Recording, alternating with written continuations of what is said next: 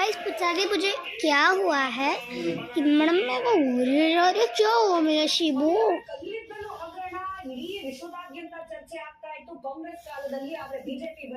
क्या हुआ?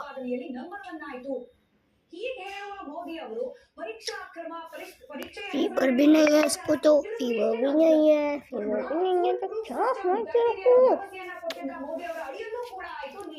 बेटा?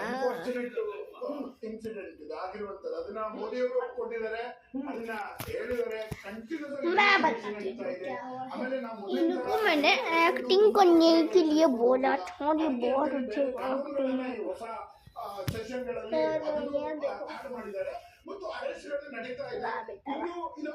दीदी को रोको, दीदी को रोको, मेरे पास मत आओ। ऑलरेडी देखो है, मेरे पास मत आओ। अरे देखो यार, कोई तो देखो।